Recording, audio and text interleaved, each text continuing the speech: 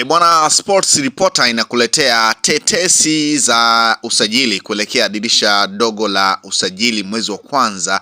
Bwana, zinazidi kupamba moto kila kukicha. Sasa kwa upande wa klabu ya Yanga, ni moja kati ya klabu ambayo imeendelea kuhusishwa na baadhi ya nyota ambao wanatajwa huenda wakatua kwenye dirisha dogo la usajili. Sasa moja kati ya tetesi ambayo ipo naendelea kuzungumzwa wana ni kwamba mfungaji bora wa klabu ya Simba Sports Club 2024-2025 ambaye pia anasubiriwa kupewa ile tuzo yake, ambaye amepoteza nafasi kwenye kikosi cha kwanza, na huyu si mwingine ni Jean Charles Ahoua.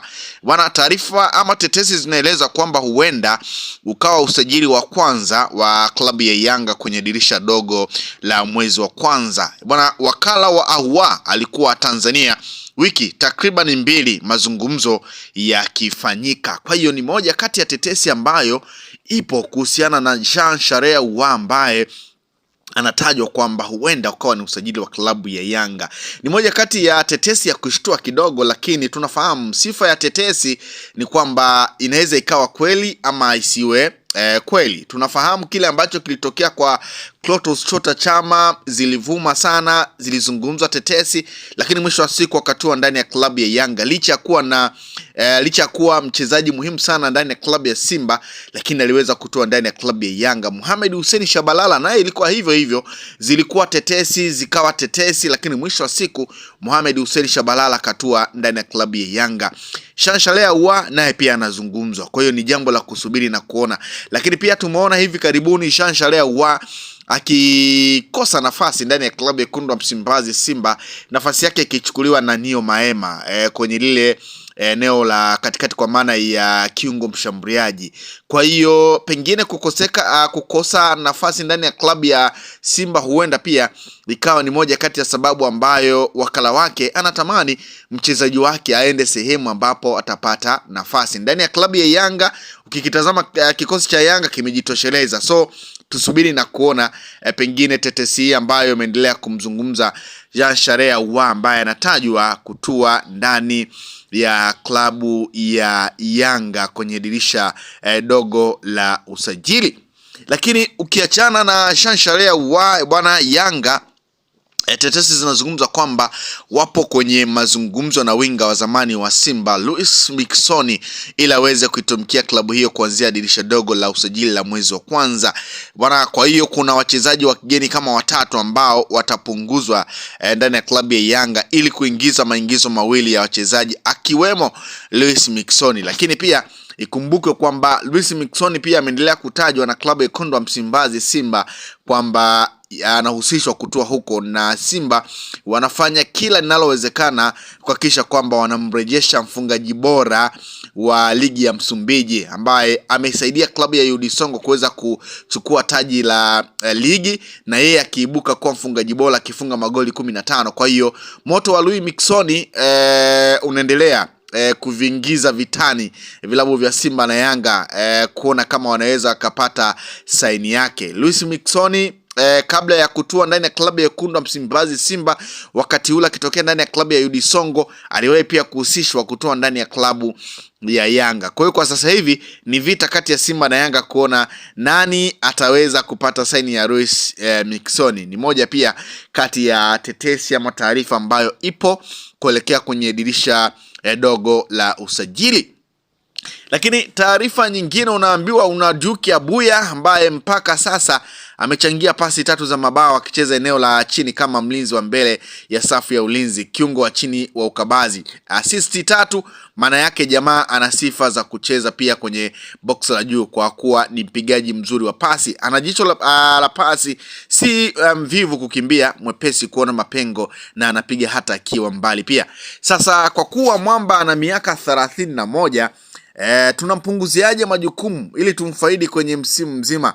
Bwana, tetesi zinaeleza kwamba James Akamiko kutoka Azam FC anahusishwa kutua ndani ya klabu ya Yanga. Jamaa anakaba chini, anaweza akamfanyia Duke kazi yoyote ya kupokonya mipira kwa adui. Akamiko anafunika safu ya ulinzi, anamwachia Duke juu aongoze mchezo na achezeshe timu anavyotaka. Bwana, hii ni moja kati ya tetesi ambayo ipo kwamba James Yakamiko ni moja kati ya tetesi ambazo zinamtaja kwamba huenda akatua ndani ya klabu ya Yanga kuja kumsaidia Duke Abuya kwenye lile eneo la katikati, kwa maana ya Duke apate mbadala wake. Tunafahamu kwenye ile eneo la katikati ndani ya klabu ya Yanga lina Musa Bala Conte ambaye ni kama ameshindwa kabisa kuingia kwenye mfumo wa mwalimu, na ni kama pengine nafasi yake ndani ya klabu ya Yanga imekuwa ni finyu. Lakini lina Mudathiri Yahya ambaye ni majeruhi kwa sasa, lina Duke Abuya ambaye amekuwa ni engine ya klabu ya Yanga kwenye lile eneo la katikati. Kwa Yanga wanachotaka kukifanya ni kuongeza mchezaji mwingine ambaye pengine anapokosekana Duke Abuya, anapokosekana Mudathiri Yahya, basi anaweza akacheza eneo lile kwa ufanisi kama ambavyo Duke ambaye anaweza akacheza eneo hilo. Kwa hiyo Yanga wameendelea kuhusishwa pia na James Yakamiko, na si mara kwanza Yanga kuhusishwa na James Yakamiko. Kama unakumbuka misimu miwili iliyopita aliwahi pia kuhusishwa kutoa ndani ya klabu ya Yanga. Wote wawili waliwahi kuhusishwa kutoa ndani ya klabu ya Yanga, lakini kwa sasa Kiple Junior yeye kwa sasa nikipiga ndani ya klabu ya MC Alger. Kwa hiyo kuna wakati James Yakamiko pamoja na Kiple Junior walihusishwa kutoa ndani ya klabu ya Yanga, lakini mwisho wa siku Yanga wakagonga mwamba mara baada ya Azam kutaja dau kubwa sana. Lakini kama tetesi zinamhusisha James Yakamiko kutoa ndani ya klabu ya Yanga, na ukikitazama kikosi cha Froy Benge kwenye lile eneo la katikati, unaona kabisa kwamba James Yakamiko nafasi ni finyu. Kwa hiyo kama Yanga watakaza kamba na kama wanamhitaji, huenda wakafanikiwa. Kwa hiyo pia ni moja kati ya tetesi ambayo ipo inayomhusu James Yakamiko kutua ndani ya klabu ya Yanga.